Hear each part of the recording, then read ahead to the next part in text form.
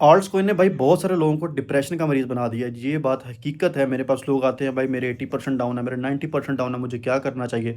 तो आपको बता देता हूँ भाई, इस वीडियो में थोड़ी-सी चीज़ें हैं, मैं आपको बता देता हूँ कि ये डाउन क्यों आए हैं, इसके आने की रीज़न क्या है, आगे क्या हो सकता है, ये सारी चीज़ें इस वीडियो में बता देता हूँ। सबसे पहली बात ये भाई कि जो आपको 10 अक्टूबर वाले दिन क्रैश नज़र आया था ऑल्ट्स कॉइन के अंदर, उस क्रैश की वजह से बहुत सारे लोगों का ट्रस्ट जो है वो ख़राब हुआ है। मतलब लोगों ने जो लोग ट्रस्ट रखते थे ऑल्ट्स कॉइन के ऊपर, अच्छे-अच्छे प्रोजेक्ट्स के ऊपर, उनका भी ट्रस्ट जो है वो तोड़ चुकी है मार्केट ऑल्ट्स कॉइन की। इसीलिए ऑल्ट्स कॉइन परफ़ॉर्म नहीं कर रहे। जो भी बंदा पैसा अब लगाएगा भाई, वो नहीं इन्वेस्ट करना चाह रहा। बेशक मार्केट इस वक़्त बहुत अच्छे लेवल पे है, मतलब यहाँ पे आप कह सकते हो कि बाइंग अपॉर्च्युनिटी है, लेकिन लोग बाइंग नहीं कर रहे। क्यों? क्योंकि यार लोगों को जो है वो अब वैसे ही खतरा लगता है। अब जो लोग फ्यूचर के अंदर पोज़ीशन बना के बैठे थे, तो उनको भी लिक्विडेट किया उस क्रैश ने। लेकिन अगर देखा जाए तो इथेरियम ने इतना लंबा, यानी कि वो विक नहीं लगाई जितनी ऑल्ट्स कॉइन के अंदर विक लगी, 75-80% की। तो अब लोगों का ट्रस्ट जो है वो ख़त्म हो गया। अब फ्यूचर के अंदर कोई बंदा ट्रेड करके ज़ीरो लिक्विडेशन भी करता है, उस मार्केट ने उनको भी नहीं छोड़ा।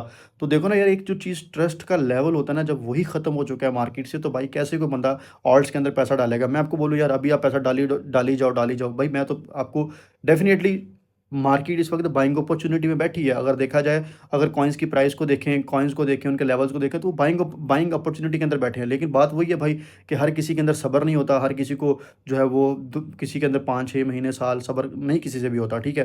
तो अब ये तो हर किसी के ऊपर डिपेंड करता है। तो इस वजह से जो क्रैश है, जो आपको नज़र आ रहा है, ये सिर्फ़ एक ट्रस्ट का इश्यू है कि लोगों का अब ट्रस्ट नहीं रहा।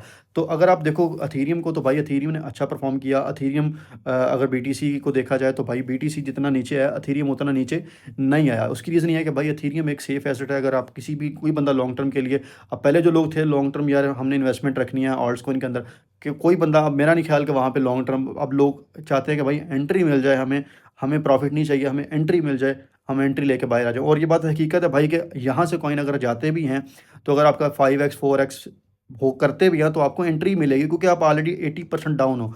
तो आपको, मेरा ख्याल है, प्रॉफ़िट मुश्किल से मिलेगा, ठीक है? आपको एंट्रीज़ ही मिलेंगी। और ऑल्ट्स कॉइन के अंदर तो भाई पहली बात ये है, ट्रस्ट इश्यू चल रहा है। तो जब ये ट्रस्ट बहाल होगा तो पैसा आएगा, अदरवाइज़ थोड़ा मुश्किल है। तो एथेरियम जो है वो एक सेफ एसेट है। देखो एथेरियम अभी 3000 पे ट्रेड कर रहा है। अगर बीटीसी 35% करेक्शन कर गया, एथेरियम ने भी उसके साथ उतनी ही करेक्शन की है। अगर हिस्ट्री में देखें तो एथेरियम ज़्यादा करेक्शन करता रहा है बीटीसी के गिरने की वजह से। लेकिन अभी एथेरियम स्ट्रॉन्ग रहा है, अभी भी स्ट्रॉन्ग नज़र आ रहा है। क्योंकि भाई एथेरियम को अगर लोग समझते हैं कि लॉन्ग टर्म रखना है, तो एथेरियम एक सेफ एसेट है और बीटीसी सेफ एसेट है। बाकी और किसी ऑल्ट कॉइन के ऊपर किसी को कोई भरोसा फिलहाल नहीं रहा। और ये जो ट्रस्ट होता है भाई, ये बहुत ज़रूरी होता है इन्वेस्टर के लिए। जब तक इन्वेस्टर को ट्रस्ट ही नहीं होगा, तो भाई वो कैसे इन्वेस्टर पैसा इन्वेस्ट करेगा, ठीक है? तो यही लॉजिक थी। बाकी मार्केट अगर आपने लेके रखे हुए हैं ऑल्ट कॉइन, आप होल्ड रखें, क्योंकि यहाँ पे भेजने का कोई फ़ायदा फिलहाल नहीं है। जब 80% डाउन है, तो फिर 20% क्या, वो आटे में